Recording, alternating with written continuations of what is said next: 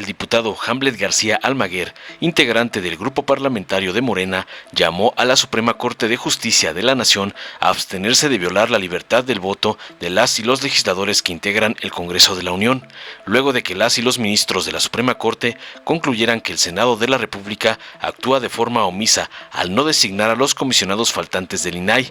El legislador recordó que la Cámara Alta tiene la facultad exclusiva en esta materia. García Almaguer coincidió con el ministro Arturo Saldívar Lelo de la REA en el sentido de que se trata de un exceso de las atribuciones del Poder Judicial, por lo que corresponde a la Suprema Corte, que significa una clara, flagrante y ofensiva violación al principio de separación y división de poderes. Manifestó que la determinación de la Suprema Corte supone una atropellada sustitución del constituyente y en ese sentido cuestionó su apresurada estrategia parlamentaria. ¿Qué van a hacer? ¿Ordenar un periodo extraordinario de sesiones y luego van a obligar a las y los legisladores a votar en cierto sentido? ¿Van a forzar el acuerdo? Y si no hay acuerdo, ¿qué van a hacer? ¿Destituir a todo el Senado? Expresó contundente. Reconoció que los ministros más mesurados invitaron a que se conminara al Senado a asumir sus funciones y en su momento, cuando tuvieran los acuerdos políticos para la designación de los comisionados, realizar los respectivos nombramientos. Sin embargo, puntualizó, dichos nombramientos pueden ser vetados por segunda vez por el presidente de la República y, de ser así, ¿le van a desconocer al Ejecutivo Federal la facultad constitucional de hacerlo? En ese marco de ideas puntualizó las discrepancias discursivas del ministro Luis María Aguilar, que yo creí que era formalista, pero ya se volvió consecuencialista. Recordó que en el contexto del Plan B de las reformas electorales, Aguilar decía que la forma era lo más importante y ahora dice que la forma no importa. Lo que importa es que la Constitución dice que el INAI debe estar integrado por 7 comisionados y no importa cómo, hay que integrarlo por 7. Entonces, como dicen una cosa, dicen otra. Aseveró que por este tipo de conductas y acciones por parte de la Corte se requiere una reforma constitucional integral al Poder Judicial y Morena va por ella. Veamos enseguida cómo llama Hamlet García a los ministros de la Suprema Corte a no violar la libertad de voto en el Congreso de la Unión, queriendo forzar los nombramientos de los comisionados del corrupto INAI. Buenas tardes, compañeras, compañeros de los medios de comunicación. Pues la Suprema Corte de Justicia de la Nación acaba de votar por 8-3, rechazar el proyecto que presentó la ministra Loreta Ortiz Alf, es este que tenemos acá. En su proyecto la ministra reconocía algunas cuestiones fundamentales que son muy importantes. Primero, que el Senado tiene una facultad exclusiva y soberana para designar a los comisionados del Instituto Nacional de Transparencia y Acceso a la Información, el INAI. ¿Qué planteaba además la ministra Loreta Ortiz Alf? Que no se puede presentar una controversia constitucional de manera preventiva. Decimos esto porque el Pleno del INAI autorizó a su director jurídico presentar controversias y ampliar demandas en controversias ante la posibilidad de que se quedaran sin quórum por la tercera vacante. Esto ocurrió, se formalizó el 27 de marzo del año en curso. Está en la página, déjame ver si es 23, 24 o 26, es la 26. Entonces, la facultad que ejerce el órgano de transparencia para impugnar esta tercera vacante, la formalizan 3 días antes de que se generara la propia vacante. El plazo del comisionado Francisco Javier Acuña Llamas iba del 14 de mayo de 2014 al 31 de marzo del 2023 y desde el 27 de marzo es cuando se presenta este recurso. La ministra Loreta Ortiz entonces en su proyecto dice no puede haber controversias constitucionales preventivas, eso solamente es viable una controversia constitucional cuando en la vida jurídica existe una omisión o un acto por parte de algunos de los poderes del Estado que invaden la competencia de otro. En otras palabras, para que se actualizara la omisión del Senado de la República, el INAI tendría que haber esperado hasta el 1 de abril, no el 27 de marzo. Y por esa razón, el recurso que presentaron era notoriamente improcedente. Se los dijo también el ministro Ortiz. Revisaron este primer apartado y la mayoría decidió que no importaba que le hubieran presentado el recurso antes de ese momento, que de todas maneras se tenía que analizar. Respecto al segundo nombramiento, existe una suspensión dictada por un juzgado de distrito. No solamente es una suspensión provisional, sino definitiva, que impide la designación de comisionada del INAI en ese segundo proceso, en esa segunda integración. El ministro Ortiz entonces decía que solamente una de las vacantes del INAI podía ser objeto de este estudio. Les comento entonces el proyecto de la ministra Loretta Ortiz, a quien reconocemos por su esfuerzo, por su trabajo, por presentar este documento, fue rechazado por la mayoría de los ministros. Y a mí me gustaría recuperar alguna parte de la exposición del ministro Saldívar. La van a encontrar aquí en el video del Poder Judicial de la Federación de Justicia TV a las 14:10 con 40 segundos. Es lo que sigue. Pero debido a la conformación plural del Senado, en que no se ha logrado la mayoría que se exige por la Constitución, dependiendo de las etapas en donde se trate. Y quiero ser muy claro, este Tribunal Constitucional ha sostenido que los actos parlamentarios, no todos los actos parlamentarios son justiciables, que existen ámbitos tutelados a nivel constitucional por el principio de autonomía parlamentaria que excluyen cualquier revisión judicial. En la acción de inconstitucionalidad 62 de 2022, este tribunal dijo: este alto tribunal reconoce la doctrina de las cuestiones políticas no justiciables o interna corporis acta, que busca proteger la autonomía parlamentaria y el respeto a la división de poderes. Se pregunta en el párrafo 220 de esta resolución: ¿esto significa que todos los actos intraparlamentarios sean justiciables? La respuesta es negativa. No todos los actos parlamentarios son sujetos de tutela constitucional, y específicamente habla esta resolución que los actos que sean producto de una habilitación con la que la Constitución General haya conferido al legislador una discreción absoluta con criterios de oportunidad política no son justiciables, y me parece que este justamente es el caso. Hay una discrecionalidad absoluta. ¿Para qué? Por la las fuerzas políticas estén obligadas a ciertos acuerdos, y estos acuerdos políticos no podemos obligarlos por una sentencia de la Corte. Me parece, y lo digo con todo respeto, que sería un despropósito, que sería excedernos de nuestras atribuciones. Por eso incluso el ministro Gutiérrez sostuvo una posición más atemperada en cuanto a lo que podríamos obligar o no. A mí me parece que la Constitución no prevé criterios reglados para tomar esta decisión, ni un plazo perentorio para hacerlo, de tal manera que, insisto, difícilmente la Corte podría establecerlos en una sentencia sin sustituirnos, no en el legislativo, en el órgano reformador de la Constitución. Me parece que los nombramientos están sujetos a ciertas reglas de mayorías, de juego político, que son inevitables y que existen no solo en México, en todo el mundo. En todo el mundo podemos ver ejemplos de complicaciones para integrar incluso tribunales constitucionales, consejos generales de la magistratura y otro tipo de órganos que generan muchas complicaciones cuando no hay acuerdos políticos, pero que no se pueden traducir en que esos acuerdos políticos sean sustituidos por los tribunales constitucionales. Ahora, dicho esto, sí me parece que es particularmente grave que el órgano constitucional Bueno, pues es la exposición del ministro Saldívar, donde deja claro que existen facultades exclusivas y discrecionales del Poder Legislativo y que un tribunal no se puede involucrar en esas decisiones, y que al hacerlo la Corte no se está sustituyendo en el papel del Parlamento, sino en el del poder reformador de la Constitución. O sea que ahora la Corte es el constituyente. Ellos son los que escriben la Constitución. Es una clara, flagrante, ofensiva violación al principio de separación y de división de poderes. En otra parte de su exposición les dice a sus compañeros: ¿qué van a hacer? ¿Ordenar un periodo extraordinario de sesiones? Y luego los van a obligar a votar en cierto sentido. ¿Van a forzar el acuerdo? Y si no hay acuerdo, ¿qué van a hacer? ¿Van a destituir a todo el Senado? Y es que están llevando los ministros de la Corte este debate entre poderes precisamente a esa instancia. Otros ministros más mesurados en esta discusión invitaron a que se conminara al Senado de la República a que ejerciera sus funciones, y en un momento, cuando tuviera los acuerdos políticos para la designación de los comisionados, entonces realizara estos nombramientos, que por cierto pueden ser vetados por segunda vez por el presidente de la República. Le van a desconocer al presidente de la República la facultad constitucional de vetar en 2 ocasiones a los designados para comisionados del INAI desde el Senado de la República. No le pueden quitar esa facultad, y tampoco pueden forzar a que exista un acuerdo, a que exista una votación en cierto sentido. A mí me parece muy grave lo que acaba de ocurrir. ¿Se dieron cuenta de lo que estaban haciendo? Que hasta hace algunos instantes estaban debatiendo si en este preciso momento definían o no los efectos de la sentencia. O sea, si nos daban un plazo, aquí hablo como integrante de la comisión permanente, para obligar a que se celebre un periodo extraordinario y después obligar a los senadores para que voten en cierto sentido. La mayoría de los ministros consideraron que el asunto se tenía que retirar y retornar para que alguien haga el proyecto, y esto lo van a decidir en una sesión privada.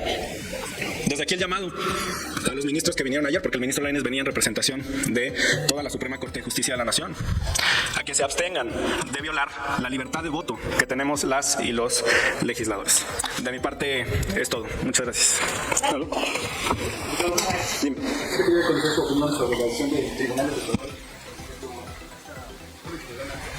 Para que analice nuevamente si son válidas o no estos recorridos que realizan los aspirantes presidenciales de Morena. No resolvió, eso está en la página 36 de la sentencia. A ver si puede sacar, se lo mandé ayer a Rubén para la entrevista en Radio Fórmula, con unos cuadros rojos, a ver si se pueden poner las fotos. No dijo eso. Te voy a enseñar la sentencia para que tengas la prueba y no solo sea lo que me crees a mí. Pero lo que dice, parafraseando, es que no hay una sola prueba de que existan actos anticipados de campaña y que no se pueden dictar medidas cautelares en un proceso intrapartidario y que el ejercicio está blindado. Y me acuerdo muy bien de la página. Ahorita te la ponemos aquí. Entonces, ya he mencionado el asunto de las medidas cautelares, pero ahora es otro. No, lo que pasa es que estás confundiendo la determinación de la Comisión de Quejas del INE con la determinación del Tribunal Electoral del Poder Judicial de la Federación, que por 4 votos contra 3 confirmó lo que el INE había dictado. Entonces no se trata del mismo acto, son 2 instancias, primero el instituto y luego el tribunal. Y el tribunal sí realiza un análisis profundo de por qué el instituto resolvió de tal o cual manera y concluye con esa parte. Antes de que pongas eso, ¿podrías explicar entonces el asunto que se da hoy en el fallo del tribunal? El de hoy. Bueno, yo vine a hablar de la Corte. ¿Este de la Corte? Pero, a ver, ¿es este de la Corte o cuál? No, te decía del tribunal. Ah, no. Gracias. Es el fallo de la Corte. Bueno, muchas gracias. Unos instantes y le dije la página en la que estaba. Se considera que las medidas adoptadas cumplen con el principio de necesidad y proporcionalidad atendiendo a los hechos e infracciones denunciadas, ya que determinar la suspensión total del proceso, está hablando de la competencia por designar coordinadora o coordinador de los comités de defensa de la Cuarta Transformación, implicaría una determinación innecesaria y desproporcionada.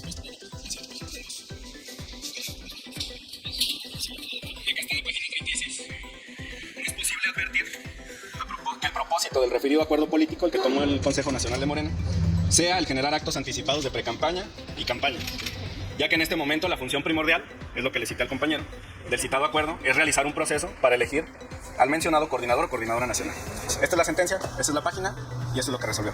¿Eso significa que no puedan revisar en el futuro un acto, un evento en particular? Claro que no.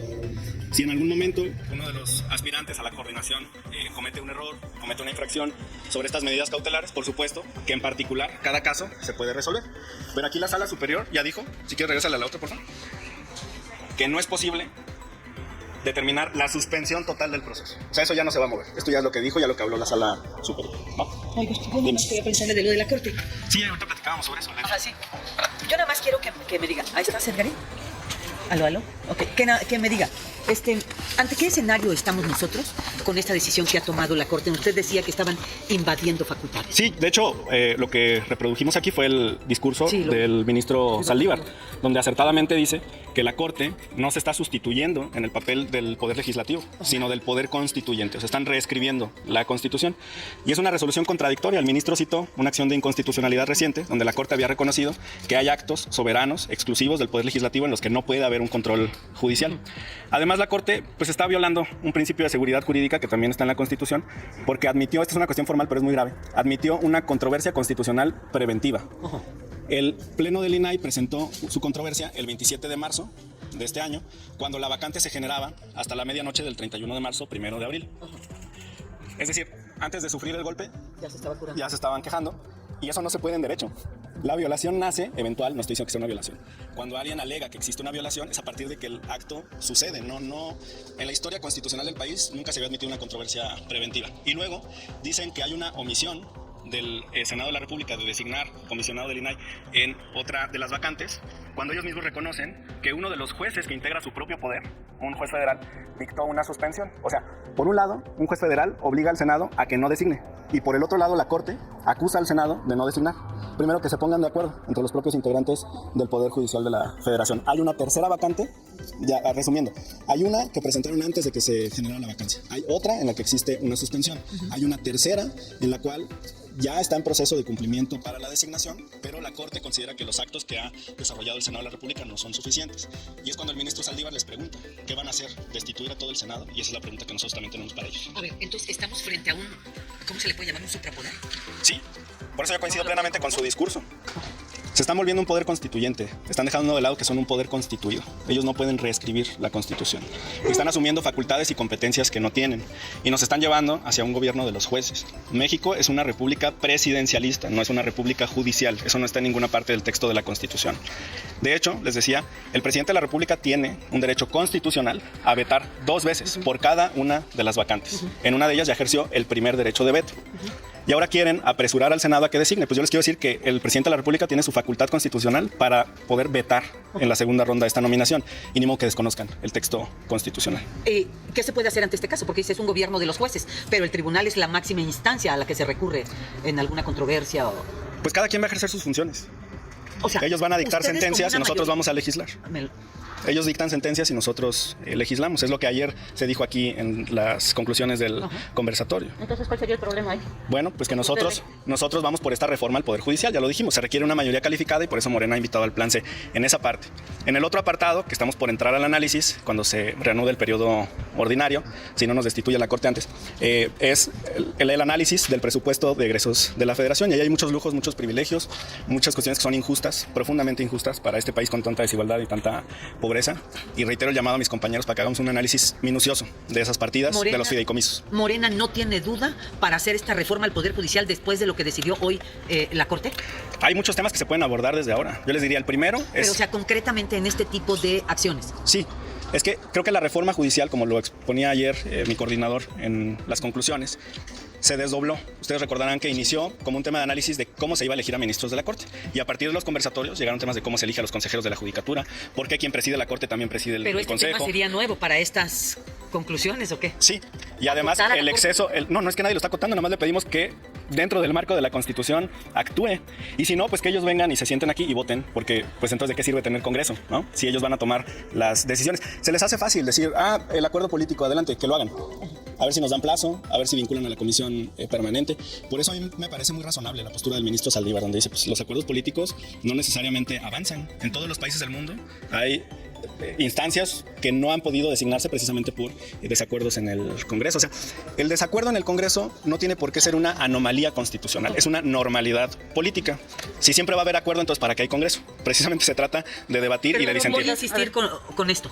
¿Es necesario entonces poner en la Constitución con letra más clara que se entienda mejor hasta dónde la Corte tiene facultades de interpretar este tipo de acciones como la ocurrida hoy? Es que ya está, la Constitución dice que es facultad exclusiva del Senado designar, y si es facultad exclusiva significa que ninguno de los otros poderes se puede involucrar en este proceso. Pero los recursos que interpuso el INAI también los establece la propia ley para recurrir ante la Corte, ¿no? Sí, pero el recurso, como te decía, en uno de los casos establece que es a partir de la existencia de la supuesta violación, no antes de que esta ocurra. Y hoy la Corte le manda un señal a todos de que antes de que ocurra una violación ellos ya pueden acudir ante la Corte y decir, es que a mí me van a violar un derecho, sin tener esa certeza. Entonces está todo este cúmulo y violan su propia jurisprudencia. Lo que dijo hoy Saldívar también, tenemos esta acción de inconstitucionalidad donde reconocemos que hay espacios vedados para el Poder Judicial y hoy simplemente desconocen y cambian de criterio. Ahora, a mí me llama mucho la atención cómo el ministro Luis María Aguilar, que yo creí que era formalista, ya se volvió consecuencialista.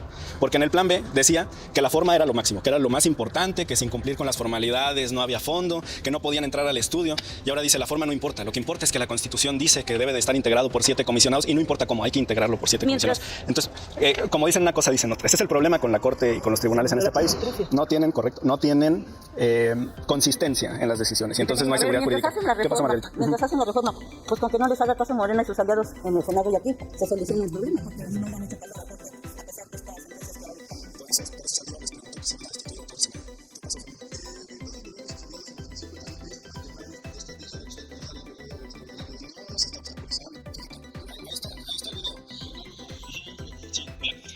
En la sesión de la comisión me tocó exponer un apartado y les decía, hoy lo retomó por cierto la ministra Esquivel. El artículo 78, fracción cuarta de la Constitución solamente establece textualmente 2 supuestos para convocar a un periodo extraordinario de sesiones. Primero, petición del presidente de la República. Y segundo, acuerdo de 2/3 partes de los integrantes de la comisión permanente. En ningún lado dice que el Poder Judicial pueda convocar a un periodo extraordinario de sesiones. Y yo pregunto, ¿qué acuerdo puede haber entre los integrantes de la comisión permanente si te están poniendo una pistola en la cabeza para que convoques a un periodo extraordinario de sesiones? Y eso es porque están en una posición en la cual quieren orillar a los integrantes del Poder Legislativo a que votemos de tal o cual manera. No puede haber una expresión de voluntad si te están presionando desde otro poder para que actúes así. ¿No van a aceptar presiones? Bueno, yo no voy a aceptar. No puedo hablar por todos los integrantes. Por ejemplo, ¿qué sabor de boca trae? O sea, ¿van a aceptar que la Corte les corrija la plana y digan ahora sesionen? Es que no es corregir la plana, están actuando fuera de sus facultades. A veces cuando se comete algún error, cuando hay alguna inconsistencia, se acepta. Por ejemplo, cuando no se cumple con el derecho a la consulta a los pueblos originarios, que es algo en lo que personalmente estoy muy comprometido. Es claro que se requiere ese paso y la Corte lo ha dicho en muchas ocasiones y está bien. El problema es cuando violan sus precedentes, cuando van más allá del texto constitucional y cuando cambian de criterio como lo hicieron hoy. Nada les importaba más que llegar a la conclusión de que se tenía que obligar al Senado a designar a comisionados del INAI y quedó muy claro en Pero su Morena entonces no va a aceptar presiones. Yo no voy a aceptar. Como integrante de la comisión permanente, yo no voy a votar para que se cite un periodo extraordinario de sesiones, porque además te voy a decir algo. Los ministros tienen que considerar que el propio texto constitucional establece las fechas de los periodos de sesiones y tiene que atenerse el Poder Judicial a lo que ahí se establece. Es como si nosotros quisiéramos que la Corte, que inicia su receso pasado mañana, sesionara mientras hay receso. Por algo existen los recesos. Por cierto, el INAI ya se va de receso, también se los comentaron ahí en la sesión y regresa a finales de julio. Entonces, si la autoridad que está encargada de designar comisionados del INAI es el Senado y el Senado no está en funciones, lo que tiene que ocurrir es que esperen al 1 de septiembre para entonces vincular al Senado a que cumpla esa sentencia. Pero mientras tanto no podrían obligar a que exista un periodo extraordinario. La salida que dieron, o que sugirieron algunos de ellos, para que el Pleno del INAI sesione con los integrantes que en este momento tiene y que con respeto al Senado de la República se le permita en su momento, cuando tenga acuerdos, designar comisionados, me parece una postura más prudente. Pero hay otros, y hay que ver cómo sale la resolución, que pretenden vincular al Senado de la República a que designe estos nombramientos. Pero si no hay los nombramientos, ¿cómo va a tener más integrantes el INAI? Si lo es lo que están esperando, por eso la Corte Tendría que ser por aparte. Lo que dijeron en el debate es que precisamente a partir de sentencias de jueces de distrito en casos aislados se había permitido que 4 comisionados del INAI resolvieran los recursos de revisión. Entonces, 2 o 3 de los ministros en la sesión dijeron, pues podemos dar esos efectos, que los 4 comisionados puedan sesionar en lo que, con respeto al Senado de la República y a sus funciones, ellos se ponen de acuerdo para designar. Gracias. Okay, ahí está la solución. Muy bien. Pues más moderada. Gracias a todos. Gracias. Dale en me gusta, suscríbete, activa la campanita y compártelo para que más gente lo vea.